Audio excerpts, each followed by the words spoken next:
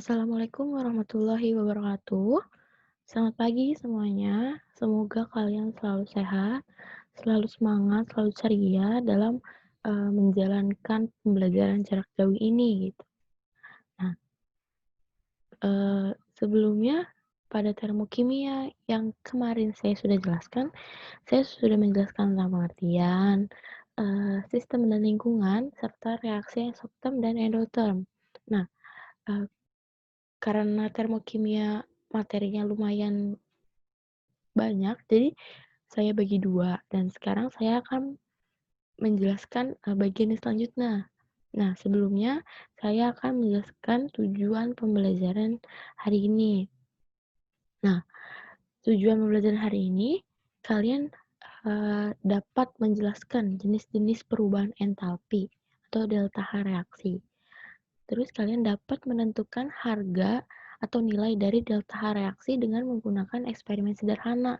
Nah, eksperimen sederhana dari termokimia itu adalah menggunakan alat kalorimeter. Nanti akan, saya tampilkan gambar kalorimeter itu seperti apa. Kemudian, kalian dapat menentukan delta H reaksi berdasarkan hukum Hess.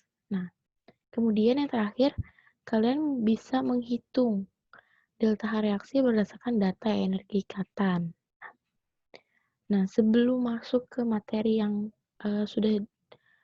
yang akan saya jelaskan nanti, kita ulas dulu, tentang termokimia ya. Nah, termokimia itu merupakan, ilmu yang mempelajari tentang hubungan antara reaksi kimia dengan panas.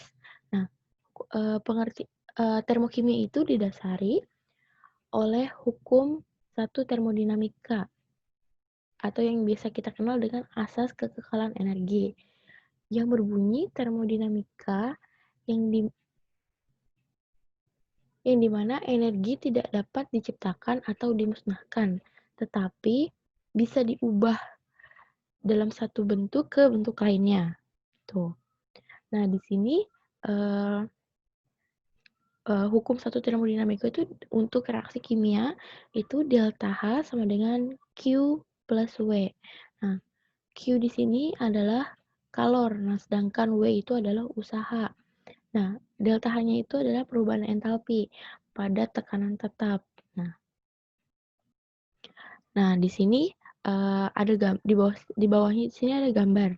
Nah, untuk panah yang merah itu merupakan uh, kerja dari sistem kelingkungan. Jadi energi dari sistem kelingkungan. Nah, untuk tetapannya Q dan W itu dia jika dari sistem kelingkungan nilainya itu bertanda negatif gitu.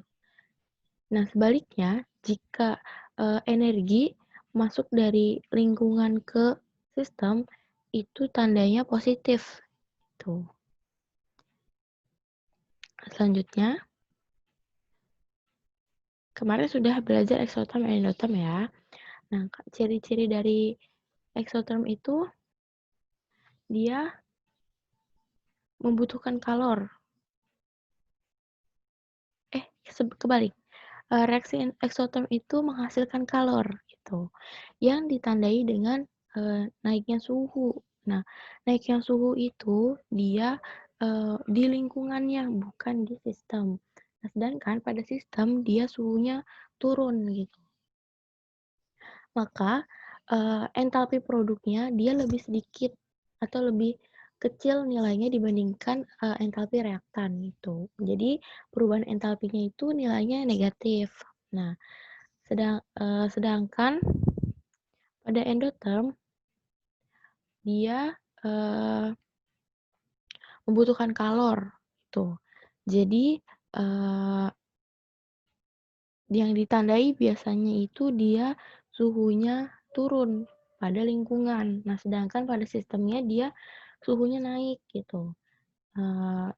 Menjadikan entalpi produknya itu lebih besar nilainya dibandingkan entalpi reaktan. Nah, perubahan entalpinya nilainya itu akan positif. Contohnya pada es batu, sekelilingnya itu dia lingkungannya panas.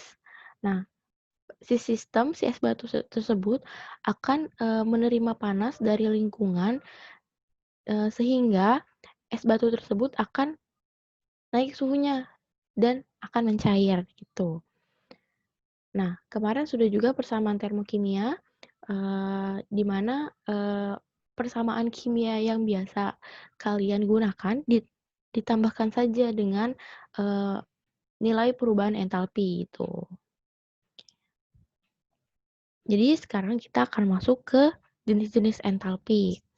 Nah, perubahan entalpi standar atau delta H0 pada suhu 25 derajat pada 1 atm. Jadi, suhu 25 derajat pada tekanan 1 atm itu merupakan keadaan standar yang, digunakan pada perubahan entalpi. Jadi perubahan entalpi standar itu harus, pada keadaan standar 25 derajat Celcius dan pada tekanan 1 atm. Nah, di sini, jadi jenis-jenis entalpi itu ada 4, yang saya akan jelaskan itu ada 4. Yang pertama ada entalpi pembentukan atau delta H F0. Nah, F itu berasal dari formation gitu. Jadi entalpi pembentukan merupakan perubahan entalpi yang menyertai pembentukan 1 mol senyawa dari unsur-unsur bebas pada keadaan standar. Jadi, entalpi pembentukan itu akan membentuk 1 mol senyawa dari unsur-unsur yang akan membentuk si senyawa tersebut gitu. Nah, contohnya kita akan membuat, misalnya, NH3. Jadi, produk yang kita lihat tuh produknya. Produknya itu harus, eee, memiliki 1 mol, nilainya itu 1 mol gitu.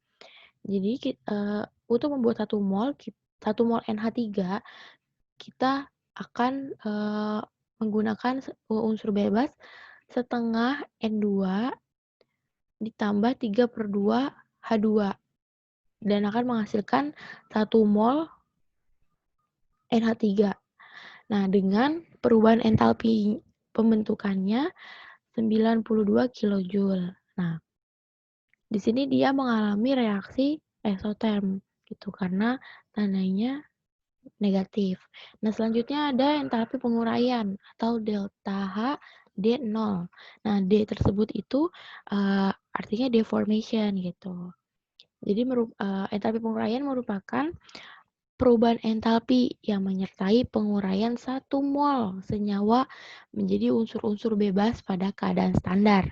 Jadi, pada entalpi penguraian itu merupakan kebalikannya dari entalpi pembentukan. Kalau tadi pembentukan itu, unsur-unsur bebas yang akan membentuk 1 mol senyawa, sedangkan pada entalpi penguraian, eee, 1 mol senyawa yang akan terurai atau akan terpecah menjadi unsur-unsur bebas pembentuknya gitu. Nah, di sini kita ambil contoh juga di NH3. Nah, tadi sudah dibentuk NH3, nah sekarang kita akan menguraikan lagi. NH3 akan 1 mol NH3 akan menjadi setengah mol N2 ditambah 3/2 mol H2. Nah, kalau reaksinya dibalik, nilai dari perubahan entalpi juga akan dibalik. Nah, dibaliknya itu hanya tandanya aja. Jadi, kalau tadi entalpi pembentukan itu perubahan, entalpinya itu minus 92 kilojoule. Nah, kalau di entalpi penguraian, nilainya itu plus 92 kilojoule gitu. Nah, kemudian yang ketiga itu ada entalpi pembakaran atau delta H C0. Nah, C itu merupakan, diambil dari kata combustion. Nah, entalpi pembakaran, merupakan perubahan entalpi yang menyertai reaksi pembakaran 1 mol zat atau senyawa dengan gas oksigen secara sempurna pada keadaan standar. Nah, kemarin kan kita sudah, 2 minggu lalu kita tuh sudah belajar tentang reaksi pembakaran kan. Nah, di sini kita reaksi pembakaran kan hanya kita tulis persamaannya saja, persamaan kimia aja kan. Nah, di sini kita, akan menambahkan perubahan entalpi dari si reaksi tersebut gitu. Di sini saya mengambil contoh CH4 atau metana. Nah, di sini, eee, si CH4 itu merupakan reaktan. Nah, eee, reaktan ini harus 1 mol. Jadi yang dibakar harus, memiliki, nilai 1 mol gitu. Nah, untuk membentuk secara sempurna, kita tinggal setarakan saja gitu. Jadi CH4, 1 mol CH4 ditambah 2O2, 2 mol O2 menjadi CO2. 1 mol CO2 ditambah 2 mol H2O gitu.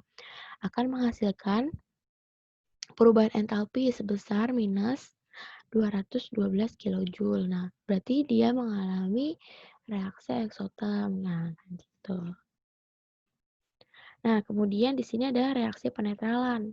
Nah, reaksi penetralan merupakan reaksi asam basa yang biasa kalian kenal menghasilkan garam dan air gitu. Nah, di sini kalor yang dilepas pada pembentukan 1 mol air pada reaksi asam basa dalam keadaan standar. Nah, jadi, pada, entalpi penetralan yang dilihat itu, perubahan 1 mol pembentukan 1 mol air gitu. Nah, contohnya ada HCl ditambah NaOH akan menghasilkan garam NaCl dan 1 mol H2O gitu. Jadi yang dilihat itu perubahan dari H2O-nya gitu, akan menghasilkan, perubahan entalpi minus 56,9 kilojoule gitu. Nah, ini, saya akan tunjukkan, tabel perubahan entalpi standar gitu. Jadi perubahan entalpi standar itu sebenarnya sudah, eee, ada nilainya. Jadi, ini kalian bisa cari sendiri nanti, kalau kalian ingin mengerjakan soal, tapi biasanya kalau misalkan, di soal itu, dikasih tahu, perubahan entalpinya berapa gitu. Nah, di sini yang nilainya 0 itu merupakan nilai dari, perubahan entalpi unsur-unsur bebas gitu. Dia tidak memiliki nilai perubahan gitu. Dan selanjutnya kita akan masuk di kalorimeter. Nah, kalorimeter ada yang tahu nggak nih kalorimeter itu apa? Nah, kalau yang belum tahu, kalorimeter itu merupakan alat yang digunakan untuk mengukur kalor yang terlibat dalam reaksi. Nah, pada kalorimeter ini terdapat 2 jenis, yaitu kalorimeter sederhana dan kalorimeter bom. Nah, biasanya kita kalau di perkuliahan atau di sekolah, kita biasanya menggunakan kalorimeter sederhana gitu. Nah, di sini kalorimeter sederhana itu bekerja pada tekanan konstan gitu. Jadi dia nah, kedua itu kalorimeter bom. Nah, kalorimeter ini biasanya digunakan untuk mengukur kalor reaksi pembakaran. Nah, di sini yang ini merupakan kalorimeter sederhana yang bisa kita gunakan itu di lab. Jadi nanti, larutannya dimasukin ke dalam tabung yang ini, dan ini diisi air, dan nanti akan dikocok dan temperaturnya akan, berubah gitu.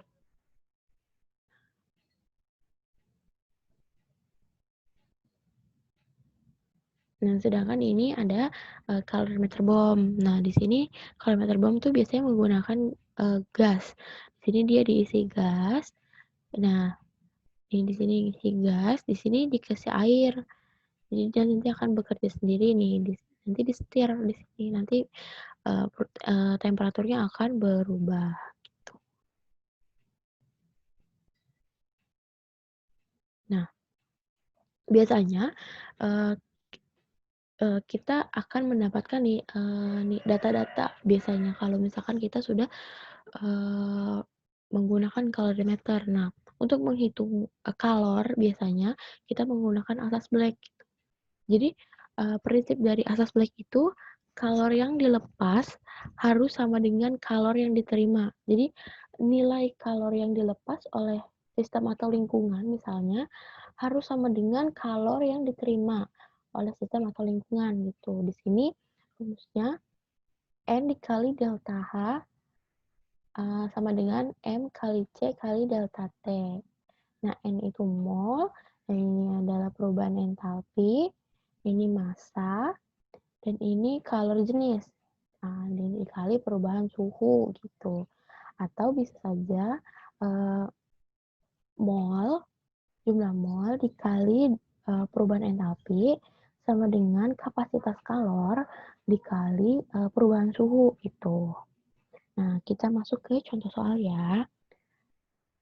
Nah, di sini ada soal sebanyak 0,1 mol etana atau C2H6 dibakar dalam kalorimeter bom. Jadi dia mengalami entalpi pembakaran dengan oksigen yang berlebih. Nah, kapasitas panas sistem adalah 32 kJ per derajat Celcius dan suhu berubah dari 27 derajat Celcius menjadi 32 derajat Celcius. Maka entalpi pembakaran atau delta Hc etana adalah itu. Jadi mol dari C2H6 itu adalah 0,1 mol. Nah, kapasitas kalornya itu 32 kilojoule per derajat Celcius. Nah, perubahan suhunya kita kurangi saja suhu yang sebelum dan sesudah dan sebelum. Ya, jadi 32 dikurangi 27. Nah, perubahan itu ada 5 derajat Celcius. Yang kita cari adalah entalpi pembakaran gitu. Nah, di sini kita akan menggunakan asas Black. Nah, tadi delta Hc sama dengan minus Q per N. Itu. Q-nya tadi kita sudah tahu kan, kapasitas kalor dikali perubahan suhu gitu, dibagi mol. Nah, di sini kapasitas kalornya 32 dikali 5 dibagi 0,1. Hasil yang didapat adalah minus 1600 kilojoule per mol. Nah, selanjutnya kita akan masuk ke dalam hukum Hess gitu. Nah, hukum Hess yang biasa kita kenal adalah hukum penjumlahan kalor gitu. Dia pada setiap reaksinya memiliki delta H yang tetap pada keadaan awal dan akhir. Nah, dia tidak akan bergantung pada mekanisme reaksinya atau jumlah tahapan reaksi. Jadi pada hukum Hess akan menghitung delta H dari reaksi A ke reaksi C. Tetapi pada reaksi tersebut harus melewati delta H dari A ke B dan B ke C gitu. Jadi kita harus menghitung semuanya. Nah, biasanya pada hukum Hess itu yang dihitung hanya delta HF atau entalpi pembentukan gitu. Dengan rumus delta H reaksi sama dengan jumlah delta H F0 produk dikurang jumlah delta H F0 reaktan gitu.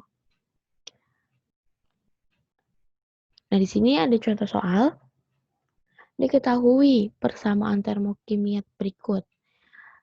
C ditambah O2 akan menghasilkan CO2 dengan perubahan entalpi pembentukannya 393,5 kJ per mol. Nah, yang reaksi kedua, C ditambah setengah 0 C atau karbon ditambah setengah O2 akan menghasilkan CO2 dengan perubahan entalpi pembentukan 110,5 kJ per mol. Nah, berdasarkan data-data reaksi tadi, entalpi pembakaran 1 mol gas CO adalah. Jadi ini ditanya entalpi pembentukan 1 mol gas CO gitu. Nah, kita akan mencoba mengerjakannya ya. Nah, di sini ditulis terlebih dahulu apa-apa saja tadi yang didapat atau delta HF-nya.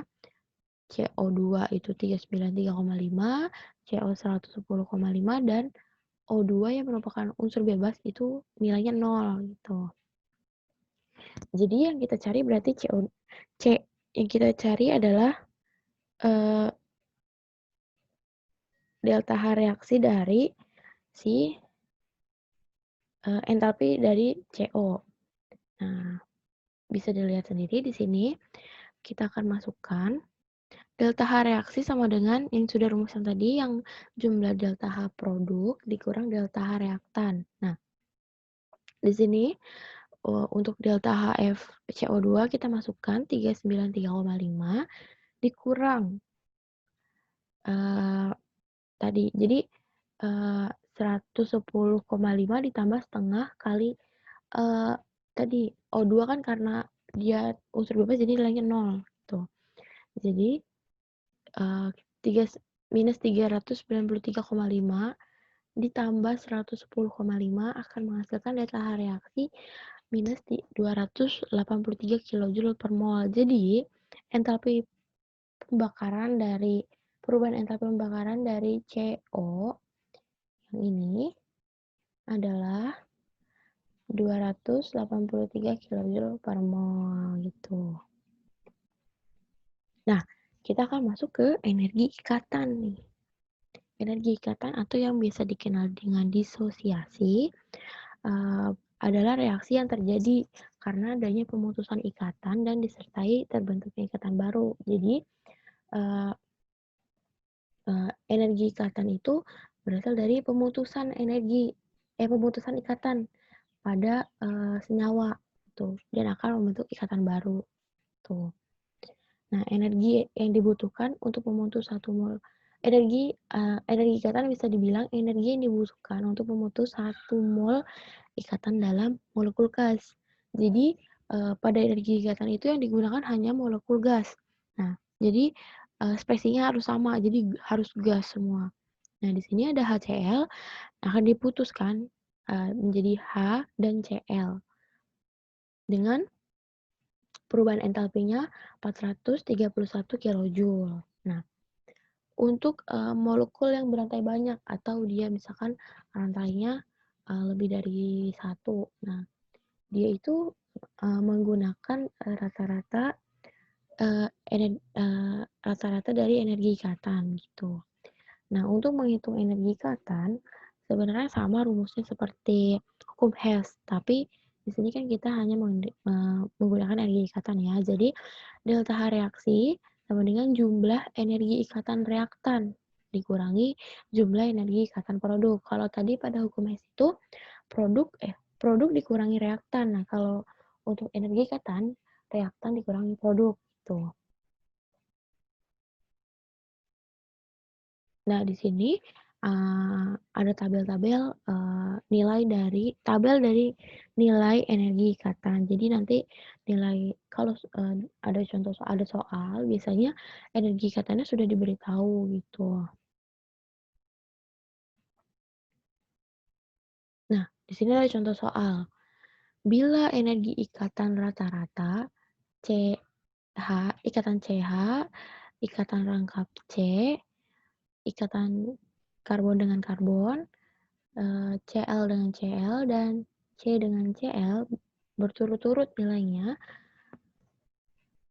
maka perubahan entalpi reaksi dari C2H4 ditambah Cl2 akan menjadi C2H4Cl.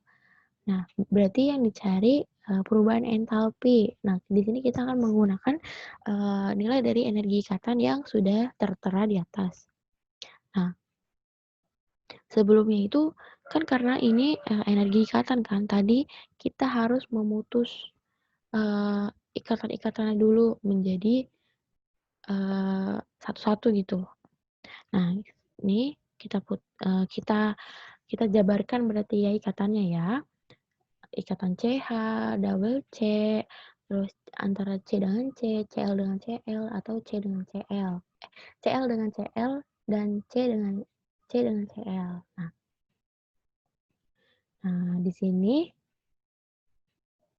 nah, tadi kan rumusnya delta H reaksi sama dengan jumlah energi ikatan reaktan. Nah, reaktan dikurangi produk. Nah, di sini 4